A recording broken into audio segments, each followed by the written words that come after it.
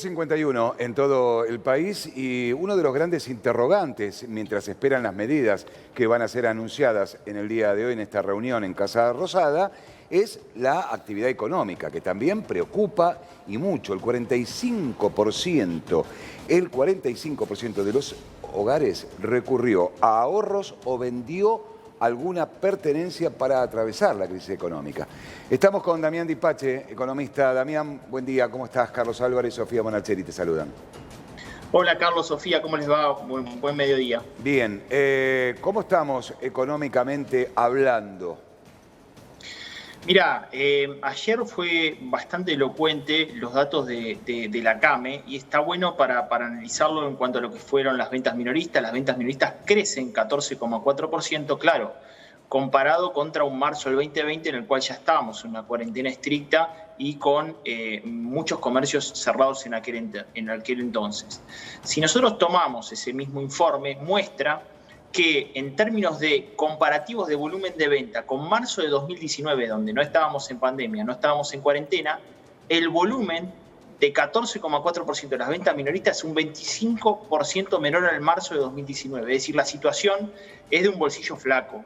O sea, no se recuperan las ventas aún. Y digamos que marzo de 2019 había sido un año malo. Eso en términos de, digamos, situación en la calle, porque el indicador de cambio de venta minorista es comercio minorista tradicional, es el barómetro de la economía que está pasando en la calle. Cuando hablamos de consumo masivo, el INDEC viene mostrando datos en enero de crecimiento de las ventas en supermercados, pero sobre todo mayorista, 8%, por lo cual ahí también te indica que de alguna manera estamos tratando de adelantar las compras, o sea, anticiparnos a la evolución de precios en la economía, con inflación que viene sostenida al 4% mensual desde ese mismo momento. Sí, vos decís que hay gente que se está estoqueando de alguna manera para evitar los aumentos. Pero por otro lado, yo leía hoy que los rubros que más aumentaron fueron alimentos y bebidas. Es decir, que más allá que a lo mejor hay una progresión en el consumo, los precios siguen aumentando. Y la inflación es un tema que quita poder adquisitivo de la gente. Bueno, y además en lo más básico. Tengamos en cuenta de que un hogar vulnerable, un hogar pobre, dedica casi entre el 70 y 80% de su ingreso a la compra de alimentos y bebidas. Por fuera del programa precios máximos o precios cuidados, el nivel de precio sigue siendo sostenido y sigue siendo importante. Te digo nuestro último relevamiento. Nuestro último relevamiento marca que en un mes, por lo menos les doy el top 5 de lo que más aumentó en el término de un mes. El pan de molde aumentó 13,8% promedio en el mes de marzo. Sí. Aceite 13,2% también en el mes de marzo. Snack 10,4%. Tapas de empanada 9,4%. Hamburguesas 9,2%. Son precios elevados y estos precios promedio ponderados de la categoría relevado en 670 puntos de venta a todo el país. Pero lo que pasa es que la espiral de aumentos no para, Damián. O sea, no hay bolsillo que aguante de esa manera. Porque justamente el aumento de paritarias no condice con los índices inflacionarios que hay. Sí, y tocas un buen punto, Carlos. Porque yo digo, ¿qué es la paritaria hoy? Porque la realidad es que tenés sectores que no están pudiendo otorgar un ritmo de incremento que supere la inflación del periodo, porque desgraciadamente no están bien. A ver, fíjate que puede llegar a aumentar un hotelero, una agencia de turismo, sí, un prestador de servicio del sector entretenimiento ocio. La realidad es que ahí no hay aumento. De hecho, hay pérdida de trabajo y en algún lugar sostenibilidad con el mismo sueldo de marzo de 2019. Sí. Y después tenemos que hablar de un universo de gente que es la más vulnerable en el medio de una pandemia, que son los cuentapropistas. Porque ahí tenés 3.850.000 monotributistas que dependen del nivel de actividad de otras actividades, tanto servicios como bienes, o autónomos, que son 500.000 de personas. O aún más vulnerable, 5 millones de personas que son informales, o sea, que trabajan en informalidad. Sí. Ahí es a donde más, digamos, preocupación hay, y sobre todo ante la posible llegada de la segunda ola de restricciones. Ya no hablo del punto de vista sanitario porque no me compete. Te hablo de la segunda ola de restricciones en el campo de la economía. Una segunda ola de restricciones que se contradice un poco con lo que anunció el ministro Guzmán de un crecimiento del 7% anual de la economía para este año.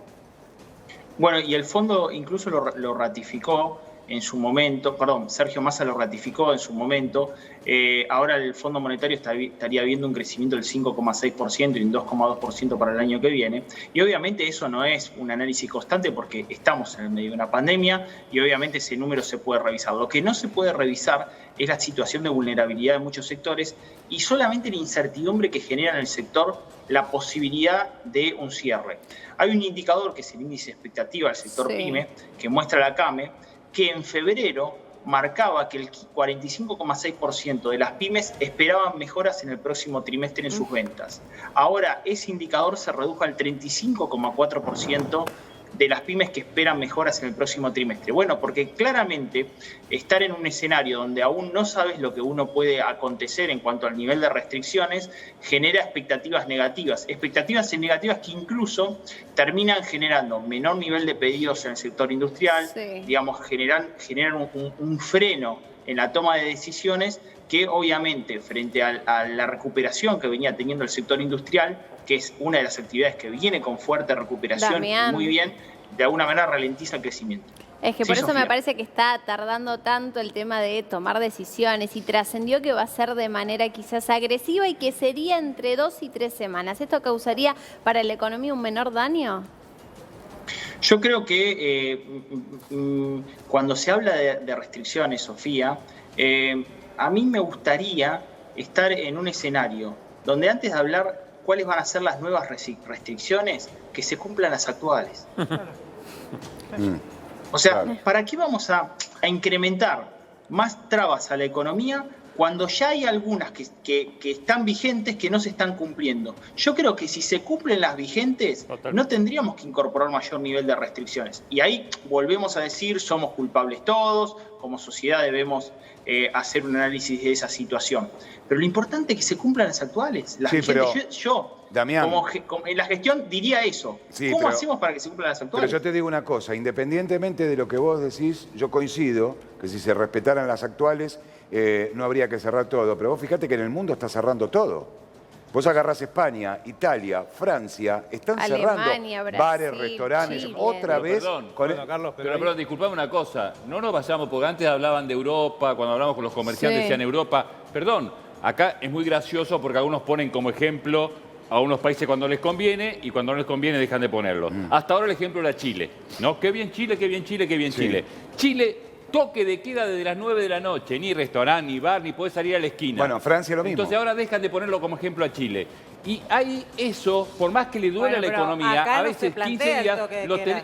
No, pero bueno, acá planteamos como ejemplo Chile y nos agarramos la cabeza porque van a cerrar 15 días algo. Y en Chile hay toque de queda, no podés ni salir a la calle. Si salís a la calle te rompe la cabeza. Bueno, entonces, a veces, viste, ponemos como ejemplo a algunos países cuando nos conviene. Una cosa es cerrar 15 días algo Y es que lo que no se está va a planteando. que no va a evitar que siga sucediendo, porque una cosa es el toque de queda, que no sé si ver. hay margen para el toque de A ver, queda. ¿solamente contagian los que van a los barrios o no contagian Claro. los piqueteros que están Claro, uno al lado del me otro? parece- Bueno, entonces, Todos contagian. Todos. Entonces, Sí, pero bueno, se está poniendo el foco. Solamente los boliches, solamente los boliches que han sido los más castigados y que con buenos protocolos no hay posibilidad de contagio. me encantaría Ahora, vivir en tu país donde todos los bares y los restaurantes cumplen los que protocolos. los Me encantaría controlen, vivir en ese que país. los controlen. A mí me encantaría No vivir en un existe país ese donde la país. gente no el se queda protocolo sin lo cumplís trabajo. vos cuando te sentás que vos decís, acá no me siento porque está lleno de gente. Bueno, vos lo tenés que obviamente cumplir. la A gente ver, tiene la hay culpa. un dato que es preocupante y yo lo decía en el inicio, Damián. El 45% de los hogares recurrió a ahorros o vendió alguna pertenencia para evitar la crisis económica. Y no Y ahora ya contemos, nadie tiene no ahorros. contemos con los endeudados, ¿no? Pero ¿Es ¿quién así? tiene ahorros ahora? Bueno, de hecho, en marzo venció justamente el refinanciamiento de los créditos que se habían tomado por tema de deuda y hay que refinanciarlos con el banco y refinanciar la tarjeta de crédito en muchos casos y obviamente las tasas van desde el 43%, pero te da un costo financiero total superior al 60% y el nivel de ingreso de esa población también es complicado. Es una decisión complicada. Claro, Cuando Damián, yo escucho perdón, que ahí te quería preguntar, que estás hablando del tema de los créditos que vencen, y también, por ejemplo, hoy hablábamos con los comerciantes que ellos decían, tomen alguna medida de restricción, pero también necesitamos algún apoyo por parte del Estado. ¿Qué espalda tiene el Estado hoy para apoyar con alguna ATP? Ahí. El IFE dicen que no, pero que va a haber alguna ayuda focalizada. ¿Qué espalda tiene el Estado para apoyar en este caso si cierran a más comerciantes en los próximos días? Bueno, yo ahí me tomo de las palabras de Guzmán. Dijo que no hay margen. Sí, Guzmán lo dijo. Quiero traducir el no hay margen. ¿Qué pasa? Vos tenés un déficit fiscal del 4,5% y la única forma de hoy financiar ese déficit es emitiendo moneda. Guzmán tenía un plan, un cruce de un plan, de que esa emisión, el 60% o el 50% la iba a financiar el mercado. Es decir, coloco pesos en el mercado y lo absorbo vía bonos. Ahora, ¿qué pasa si vamos hacia un cierre de la economía y hay que volver a dar IFE, volver a dar TIP a ciertos sectores de la economía? Evidentemente el déficit va a ser mayor. ¿Eso que va a generar? Que la contención en el corto plazo a sectores o a población va a generar un aumento mayor del ritmo de la inflación en el mediano plazo, por lo cual vas a terminar damnificando a todos por una porción de tratar de contenerlos. Por eso son situaciones muy delicadas. Eso desde el punto de vista de nosotros, el análisis del televidente que nos está escuchando de Ipache me explica qué es lo que me puede llegar a pasar. Ahora, tengamos en cuenta que encima Guzmán está negociando con el Fondo Monetario Internacional.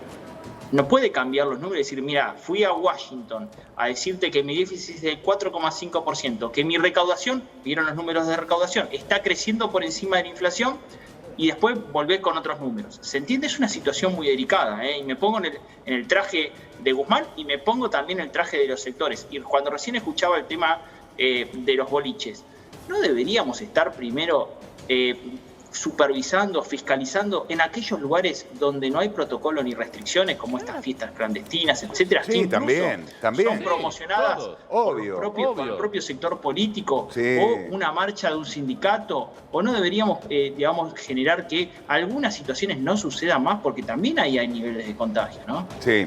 Damián, gracias por tu aporte como siempre, te mandamos un abrazo. Un placer, abrazo grande para todos. Chao, hasta luego.